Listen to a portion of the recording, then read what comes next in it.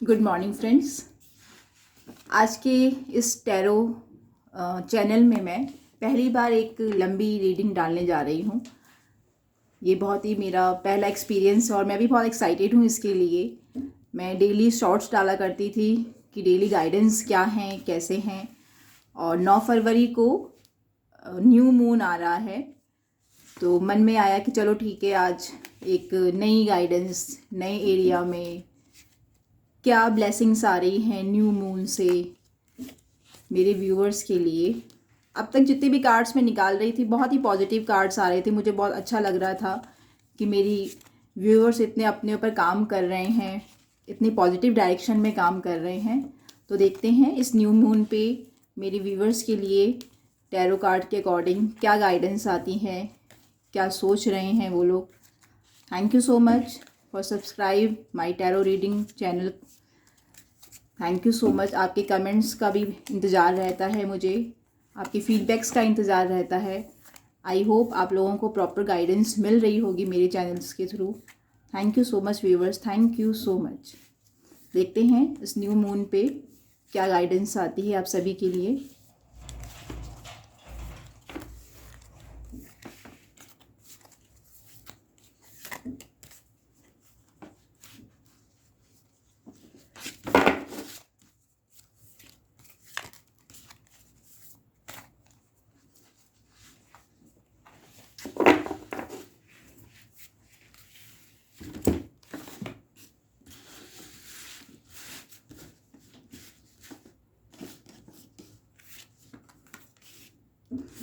Knight of Swords,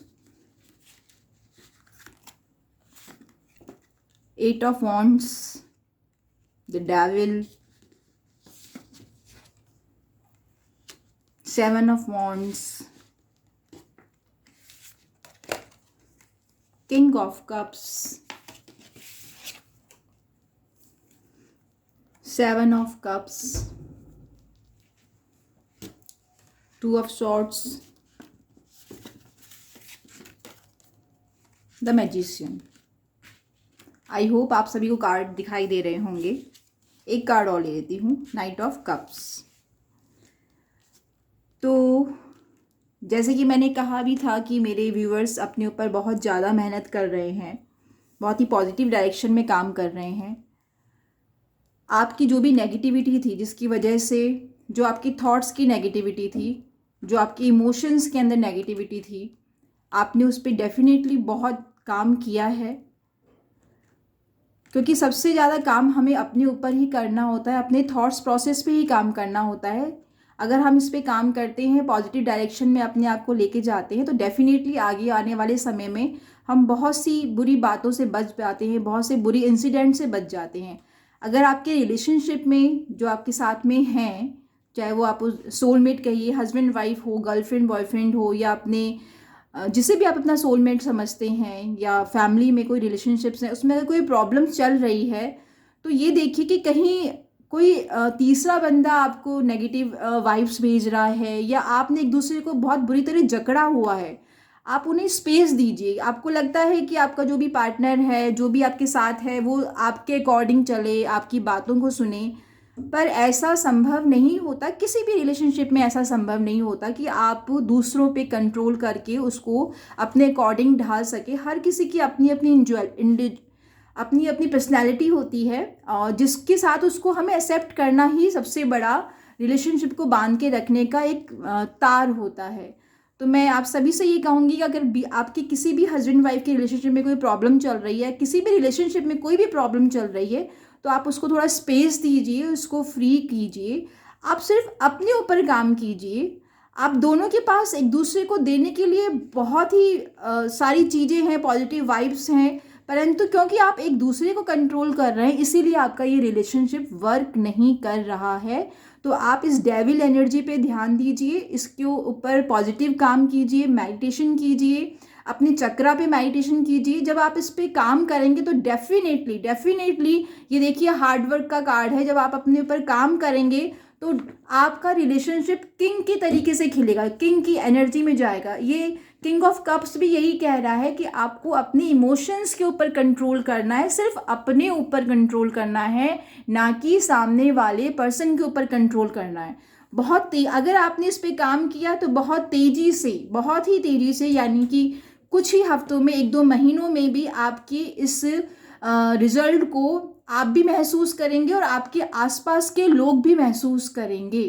किसी तरीके का कोई कन्फ्यूज़न अगर आपको होता है किसी भी जॉब के रेफरेंस में या किसी भी नए बिजनेस के रेफरेंस में, अगर कोई बिजनेस पार्टनर भी है उससे भी आपको बहुत सफोकेशन हो रहा है, तो आप इस पे भी काम कीजिए कि आप उससे थोड़ी फ्रीडम दीजिए, उसको थोड़ा स्पेस दीजिए। ऐसे नहीं चलेगा कि आपने किसी पे कंट्रोल कर लिया, किसी पे तानाशाही कर रहे हैं और आपका काम स्मूथली चला जाएगा। नहीं, ऐसे बिल्कुल भी वर्क नहीं करेगा। आप पहले अपने इमोशंस पे कंट्रोल कीजिए, अपनी भावनाओं पे कंट्रोल कीजिए, तभी आप एक किंग की एनर्जी में निकल के आ पाएंगे, उस एक्शन की मोड में तभी आएंगे, क्योंकि आपके पास बहुत सारी रिसोर्सेज हैं, बहुत ही आप मल्टीटास्किंग पर्सन है, एक साथ आप बहुत सारे काम कर सकते हैं, आपके पास ब्लेसिंग्स की कोई कमी नहीं है।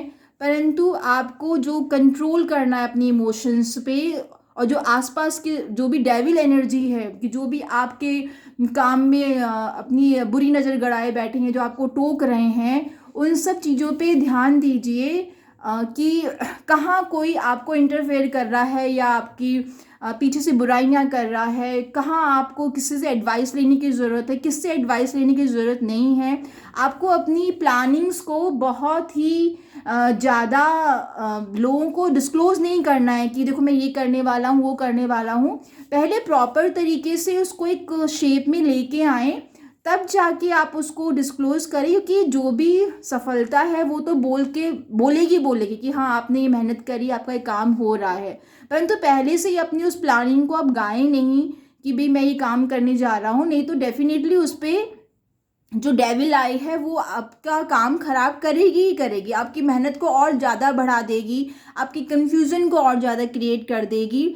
अगर थोड़ा सा भी आपने अपने ऊपर वर्क किया तो ये देखिए कितनी तेज़ी से आपके पास सफलता आ रही है, कितना थॉट में क्लैरिटी है आपके, आप अपनी चीज़ को बहुत ही पॉजिटिव डायरेक्शन में बहुत ही आगे ले जा सकते हैं, बिल्कुल मैच्योर एनर्जी के साथ, एक्शन के साथ, हवाओं के खिलाफ। मतलब कुछ भी आपके पास नेगेटिव रहेगा, कुछ भी आसपास भी नेगेटिव एनवायरनमेंट रहेगा, परंतु अगर आप अपने ऊपर काम करेंगे, अपने थॉट प्रोसेस पे काम करेंगे, तो आप आगे चल के मैजिशियन की एनर्जी में भी रह सकते हैं, जिसके पास सारे रिसोर्सेज हैं, इन्फिनिटी ब्लेसिंग्स हैं, नॉलेज है, नेम है, फेम है, हर तरीके से आपको वो आगे से आगे रिवॉर्ड ही मिलने वाला है। पर डेफिनेटली काम तो आपको अपने ऊपर करना ही पड़ेगा, अपने इमोशंस पे, अपने आसपास कौन आपको गलत सलाह दे रहा है, किसे आपकी खुशियाँ बर्दाश्त नहीं हो रही हैं, आप थोड़ा सा उस चीज़ को मैच्योरिटी लेवल पे लेके आए, काम करें।